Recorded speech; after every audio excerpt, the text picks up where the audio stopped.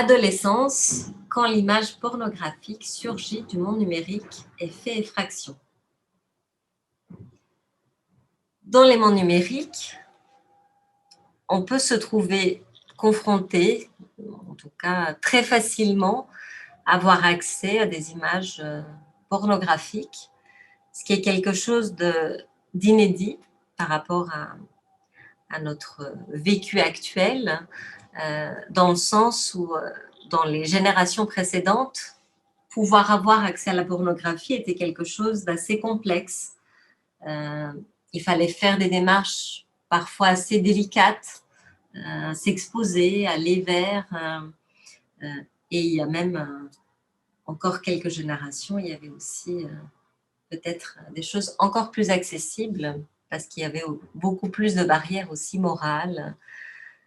et autres qui empêchaient en tout cas d'avoir cet accès. Très souvent, cette question, elle est posée, peut-être aussi empreinte par tout le questionnement moral autour de justement cet aspect, comme si finalement on allait se poser la question, est-ce que c'est bien ou est-ce que c'est mal que la pornographie soit accessible sur Internet? On va dire qu'on part peut-être aussi du principe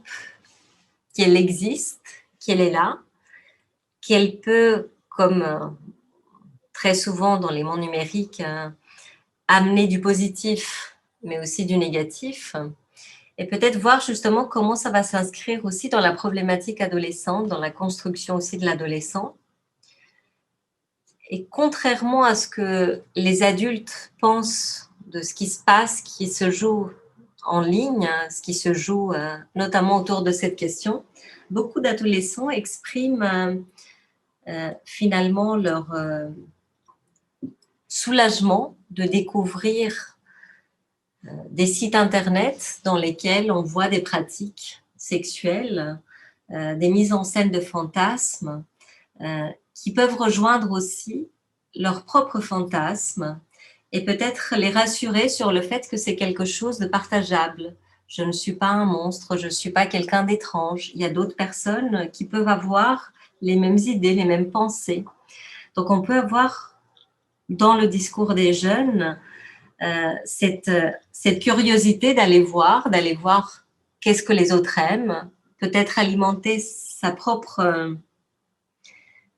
propres rêveries, son monde aussi fantasmatique. Et en même temps, on peut trouver toujours dans le discours des adolescents beaucoup d'inquiétude aussi sur le fait que justement, ce que je vois peut-être remet en question aussi mes propres performances, mes propres capacités, est-ce que je serai à la hauteur? Parce que finalement, la problématique de la génération actuelle en Occident se pose quand même plus en termes de performance que d'interdit. C'est-à-dire que toutes les générations précédentes ou d'autres endroits dans le monde où la sexualité est taboue et est très associée à l'interdit, protègent en quelque sorte le narcissisme des adolescents parce que de toute façon, ils n'ont pas le droit. Donc, il y a quelque chose qui interdit, qui empêche et qui du coup empêche aussi de se poser la question, est-ce que finalement, je peux le faire, je peux bien le faire, est-ce que j'en suis capable, est-ce que justement ce corps comme ça peut plaire aux autres, voilà, toute cette question comme ça de performance, d'image, d'acceptation aussi. Et c'est vrai que dans les différents sites, on peut avoir aussi parfois cette impression de se trouver confronté peut-être aussi à des images qui renvoient peut-être aussi des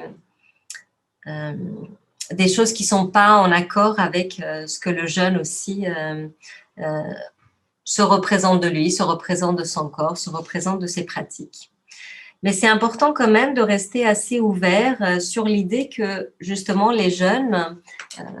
sont souvent capables de faire aussi leur propre navigation et choisir aussi qu'est-ce qu'ils souhaitent voir, qu'est-ce qui peut aussi à certains moments de leur vie être intéressant, être attirant pour eux ou pas, et qui vont aussi savoir se protéger, pour la plupart en tout cas, de ce qu'ils ne veulent pas voir, ce qu'ils veulent aussi peut-être mettre à distance. C'est très rare, finalement, ça arrive malheureusement, mais qu'on tombe par hasard sur des sites, je veux dire complètement par hasard, et quand ça arrive, il y a quelque chose où finalement très vite on peut quand même échapper, fermer. Ça n'empêche pas qu'il peut y avoir quand même des moments d'effraction où finalement le jeune va être confronté aussi à des images qu'il n'a pas désiré voir et qui vont peut-être aussi le mettre en difficulté parce qu'il n'est pas prêt à les élaborer, à prendre de la distance avec ce qu'il a vu. Donc, encore une fois, effectivement, les mondes virtuels nous proposent à la fois ce vécu inédit d'un accès très facile à la sexualité, au fantasme des autres, de pouvoir les voir, de pouvoir peut-être s'en inspirer, et en même temps, ils vont aussi peut-être questionner encore plus les jeunes sur justement leurs propres désirs, leurs propres capacités, leur propre façon de voir la sexualité. En tout cas, ça peut aussi bien amener des rêveries, étoffer en tout cas le monde imaginaire, le monde fantasmatique des jeunes, que les inhiber et leur amener aussi peut-être des complexes ou des choses difficiles.